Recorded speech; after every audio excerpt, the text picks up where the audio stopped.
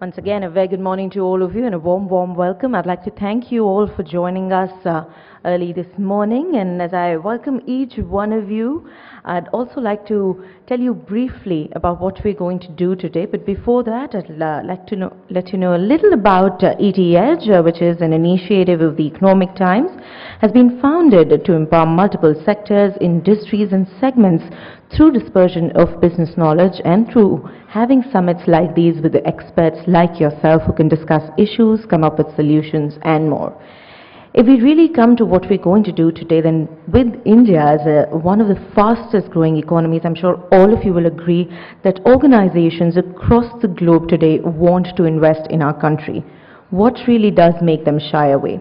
One of the factors can be the frauds that have been happening over the years, and that is where fraud management comes into picture, which is what brings us to today.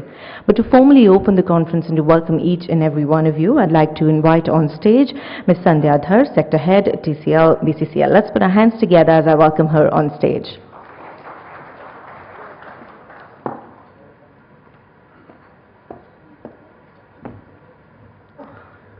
A very good morning, ladies and gentlemen. The Economic Times welcomes you all to the second edition of our annual Fraud and Investigation Summit.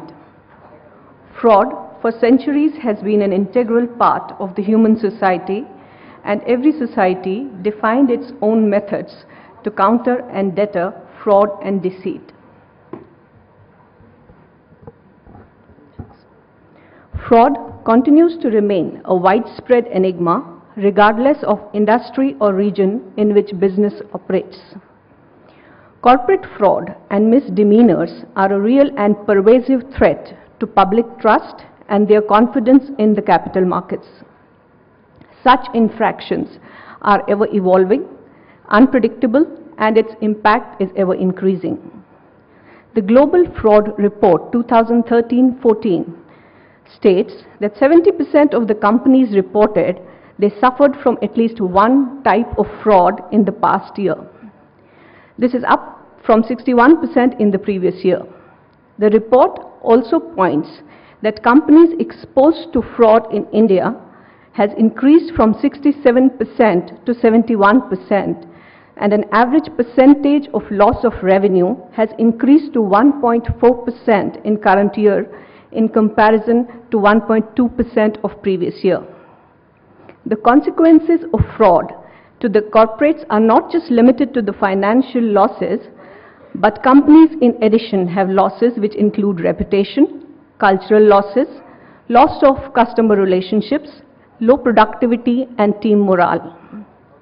The findings of various surveys and reports may vary over the extent and consequences of the fraud, but it is certain that fraud remains a costly and ever-increasing problem due to globalization and competitiveness of the markets.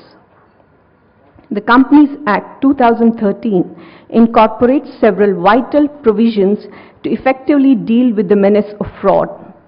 The Indian company law for the first time necessitates certain companies to establish a visual mechanism for use only by the directors and employees to raise genuine concerns and grievances.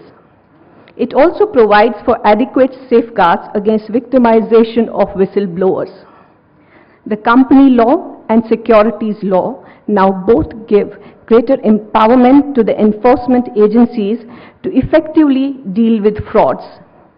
SEBI, now in its legislative capacity, can conduct investigations, substantially pass orders, seek information from any person or entity, and put strict sanctions.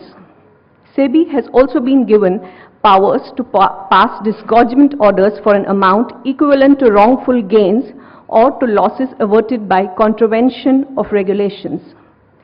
The Serious Fraud Investigation Office, SFIO, has been provided statutory backing under new company law for the purpose of investigating the fraud related to a company.